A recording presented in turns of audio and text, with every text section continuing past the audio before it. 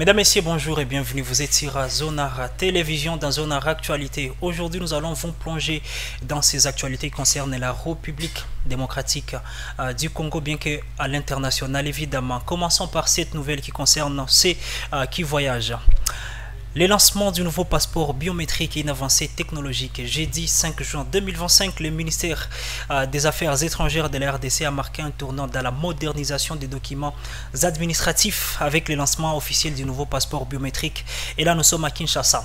Cet événement, retransmis en direct sur la chaîne nationale, la RTNC, a réuni des autorités nationales et diplomatiques et soulignant l'importance de cette réforme pour la sécurité et la mobilité des citoyens congolais.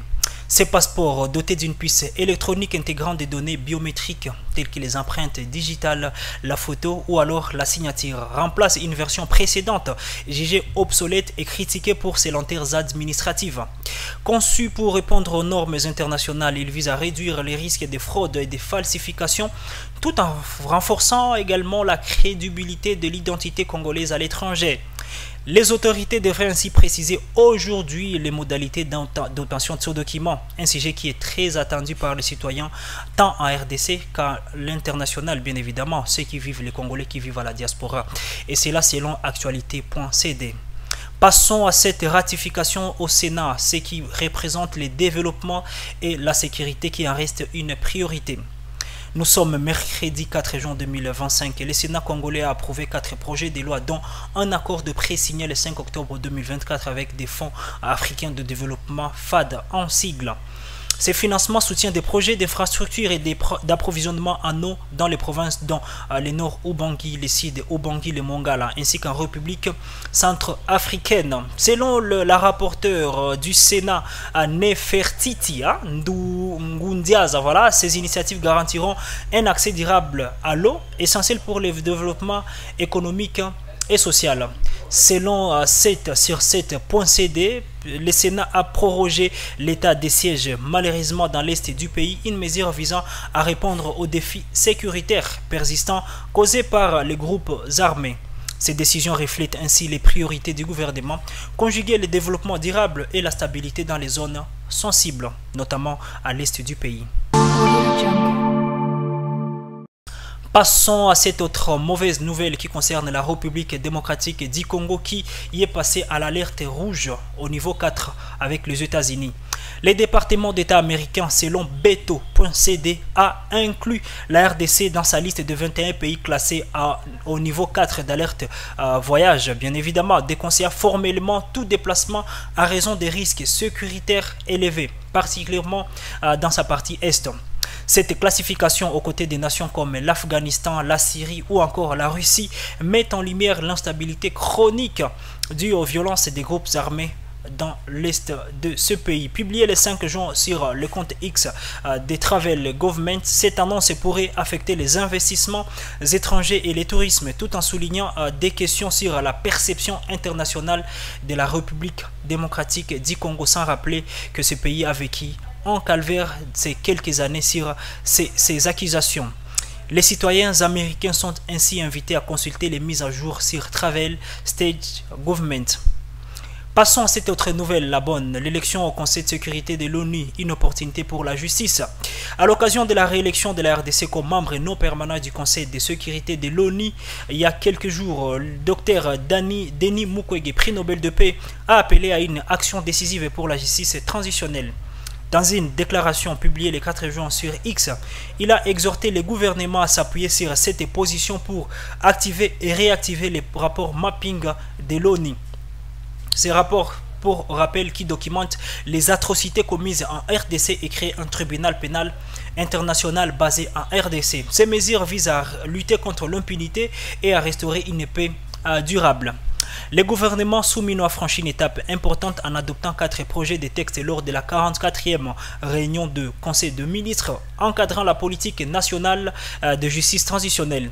Ces textes incluent donc des lois sur la reconnaissance des victimes, la lutte contre l'impunité et la réparation des préjudices, marquant une volonté politique de répondre aux aspirations des Congolais. La source actualité.cd. Passons à cet autre partenariat minier avec les États-Unis qui exige des transparences. Et là, nous ne sommes plus en RDC, mais nous voyageons un tout petit peu aux États-Unis d'Amérique. Les négociations pour un partenariat minier stratégique entre la RDC et les États-Unis suscitent deux débats. Alors que Kinshasa espère que cet accord favorisera la paix dans l'est du pays, 5 membres du Congrès américain ont exigé la garantie de transparence dans une lettre adressée au Conseil spécial pour l'Afrique. Massad Boulos. Il s'inquiète donc des conditions d'accès aux ressources congolaises et des risques de corruption, craignant une aggravation alors des conflits.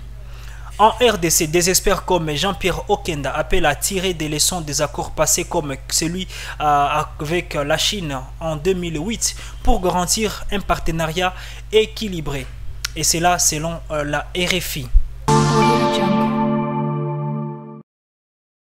Passons à l'international. Trump interdit l'entrée aux citoyens des 12 pays dont le Congo-Brazzaville.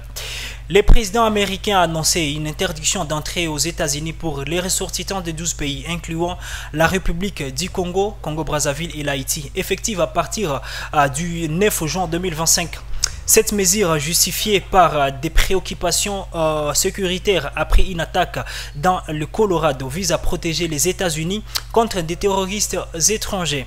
7 autres pays, dont le Venezuela, font face à des restrictions, des exceptions dont prévues pour certains visas et pour des événements comme la Coupe du Monde 2026. Cette décision, malheureusement, qui rappelle les Muslim Ban de 2017-2021, a suscité des critiques pour son impact sur les relations internationales et les communautés diasporiques. Passons à cette autre nouvelle, l'Ukraine, piratage des constructeurs aéronautiques russes Tupolev. Malheureusement, l'Ukraine a revendiqué le 4 juin 2025 les piratages du constructeur aéronautique russe Tupolev, accédant à 4 gigas de données internes, incluant des informations sur les bombardiers stratégiques Tu-95 et Tu-160, cruciaux pour la dissuasion nucléaire russe. Cette opération menée par les services de renseignement ukrainiens s'inscrit dans une série d'actions contre l'armée russe après des attaques de drones et une frappe sur les ponts Kerch. Bien que l'impact stratégique reste à confirmer, cette action renforce la position de l'Ukraine dans les négociations avec la Russie. Des attaques qui viennent encore compliquer les pourparlers récents. Avant de conclure notre vue de presse, revenons sur une actualité de dernière minute qui marque un tournant politique en République démocratique du Congo. Selon Béton.cd, une rencontre historique a eu lieu jeudi 5 juin 2025 entre le président Félix Tshisekedi et l'opposant Martin Fayulu. Parlons de faits. Hier, au Palais de la Nation à Kinshasa, le président Félix Tshisekedi a accueilli Martin Fayulu, leader du parti SID et figure emblématique de la plateforme Lamuka, pour une rencontre aussi inattendue que symbolique. Cet échange, qui a duré près de 2 heures, intervient seulement 72 heures après que Fayulu a publiquement sollicité un dialogue avec le chef de l'État. Dans une ambiance décrite comme chaleureuse, les deux hommes, longtemps adversaires politiques, ont échangé des accolades et des mots d'ouverture. Le président Tshisekedi a déclaré « Je suis content de vous voir, nous allons échanger à cœur ouvert ». Accompagné des figures de la Mouka comme Devos Kitoko, Prince Epenge, Luxus Légal et Chantal Moboni, Martin Fayulu a proposé une idée forte, la création d'un camp de la patrie pour unir les Congolais face aux crises multiples, sécuritaires, sociales et politiques qui frappent le pays.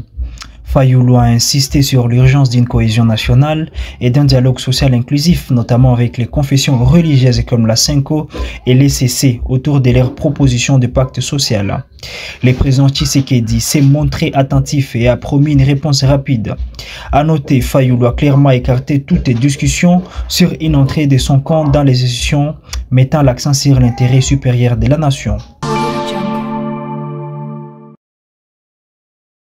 Mesdames et messieurs, c'est tout pour Zonar Actualité d'aujourd'hui. Merci beaucoup d'avoir été avec nous pour ces informations. On se retrouve donc très bientôt pour d'autres nouvelles qui concernent la RDC et à l'international.